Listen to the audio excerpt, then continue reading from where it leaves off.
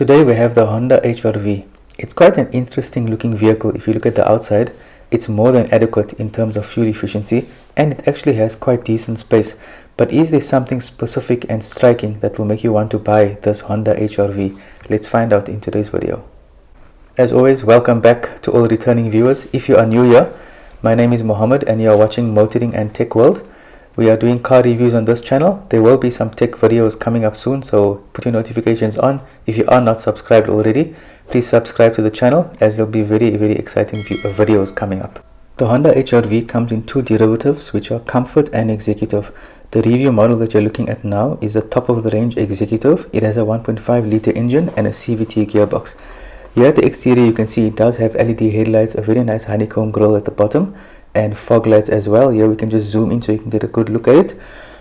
The starting price of this at the time of videoing in the manual transmission is 469,000. Bear in mind this is a CVT engine. It's got 18-inch alloy wheels. So the CVT that you're looking at now at time of videoing is 555,000. So there is about a 80,000 rand difference in these two derivatives. On the Honda HRV you do get a powered tailgate. So you'll see now I am opening the boot with the remote. It's not in view now, but I will show it to you in a moment. And then while we're talking about the boot, I will show you the two functions that the boot also has to close. So yeah, you can see you just hold that button and the boot opens. So if you're looking at the boot size, I will zoom in for you guys shortly. It's got a 309 liter boot. Now there you can see now, so it's not, I mean on paper it's not so big, and well in reality it's not that big. Probably the angle I'm using now makes it look a bit bigger, so if you fit two bags you'll probably use up the whole space. If you want additional space you can press it, lift that lever on the one side and the other side. You do get a 60-40 split, and then as you can see I'll just push this down now, and then as it goes down you actually get a, let me just move this other part out of the way. Right, there we go. So now you got a flat load space, and I'm not sure the amount of liters, but it's definitely much bigger than 309 liters. So if you don't have any passengers at the back, you can make use of this feature. So yeah, I was telling you about the function. So can you see that button? If you press the button on the left, the boot closes automatically. The button on the right is a walk away feature. So you press that button and as it says walk away, and the boot will close. There, as you can see, I did use the remote. I didn't use the walk away feature here in this video, but I used the remote to close the button, close the boot. The interior space is quite spacious. It's more than comfortable enough. The seats are comfortable. If you look at the center console, it does slant a bit down, but as you'll notice, if I go a bit closer, you can see that it does rest on the seat, so it doesn't wobble or dangle inside. So let me show to you the Honda Magic seats. So you pull the lever, you push the seat down, and as you can see, why it's Magic seats is because it makes the flat load space, and the seat actually goes into the ground. There's a view of the spare tire.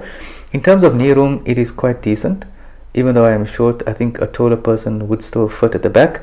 Here's a sneak preview of the front. It's very neatly and quite exclusively looking. It's a mixture of automatic functions and manual. If you look over here, the aircon is in the front there. I'll show you the buttons a bit later. You got USB ports. There is a charging port there, although I must warn you it is extremely slow.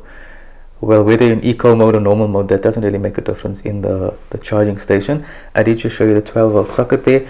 Let's go down. You can see there is, well, there's where you toggle between economy and normal. It does have two cup holders, and it is quite snug, I must say, so it's quite nice.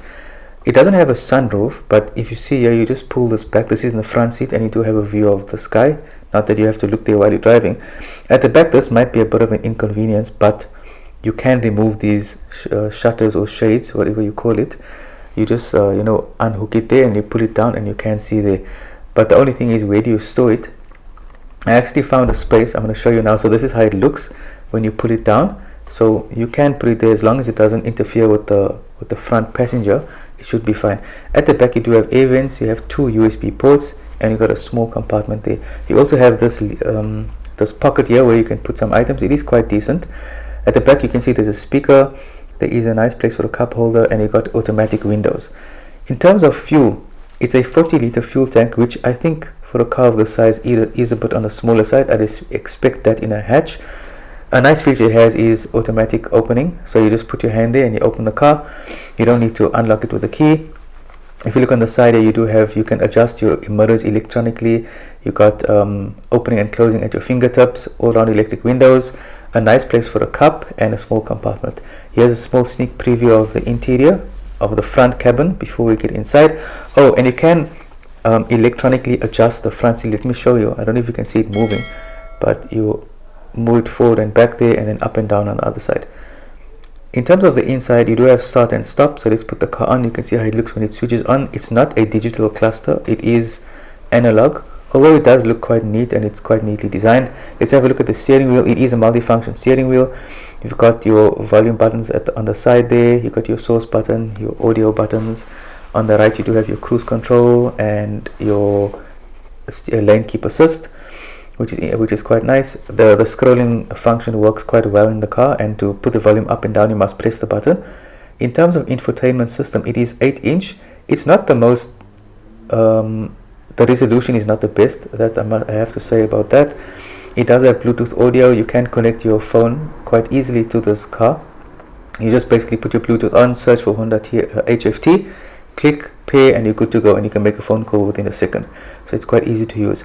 Let's go back to the air conditioner. Now it's actually on, so I can show you. It doesn't have dual zone air conditioning, it does have automatic. What I like here is, you know, a lot of the new cars that come out now, they don't have these where you can toggle manually and, you know, adjust it with the knobs. They normally touch screen.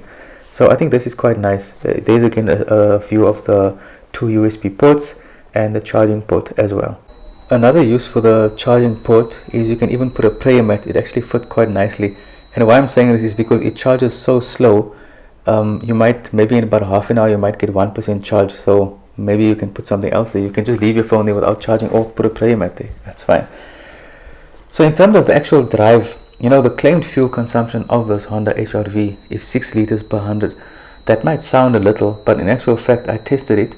So you would get that consumption if you are on the open road, not necessarily going on a road trip, but if you are traveling at you know, at 120 or 100 to 120, you can actually get under 6 liters per 100, which I've actually got. I managed to get, you know, when I was driving to work, I got to about 5.7, although I was driving on the freeway for quite a bit and I wasn't in much traffic. But I noticed that the fuel efficiency is quite sensitive to driving. So if you press the accelerator hard, and especially if you're traveling on a short distance, you're definitely going to see an increase in that average fuel consumption. But you can monitor it as you drive. So if you notice that you're going a bit high, then just you know, lighten your foot and just be aware of the way you're driving. If you want to know more fuel tips on how to drive more efficiently, I will put a card up. So if you look on top here, there'll be something to click on, where is one of the videos I did on, you know, on fuel tips. Well, not fuel tips, but tips to drive more fuel efficiently. If you guys like to check it out, you're most welcome to do so. To summarize the Honda HRV in final tips or final points that I would like to mention is, you know, I have reviewed the BRV, now the HRV, and the Fit. Out of all of them, the Honda Fit is probably the most comfortable in terms of, you know, actually sitting in the car. This one, you can see it is a bit on the budget side, although, I mean, I say budget, but I mean, you're paying between $450 to $550 for this car, so it's averagely priced. The seats could have been a little bit more comfortable. The drive is okay. The engine might not be super refined, but as you know, it's a Honda car, so Honda is known for bringing in very premiumly built quality cars. So you can be guaranteed that, you know, the engine and the like spec wise, everything is up there, and everything will work well. It's just up to you to decide, you know, are you going to go for this HRV, which is in the compact SUV segment, which is very hotly contested. There are many other cars. So would you go for the HRV? I hope this video gave you a good perspective of it. And if you are not subscribed already, please subscribe to the channel. It will really help. And hit a like on the video. And I will see you guys in next week's video.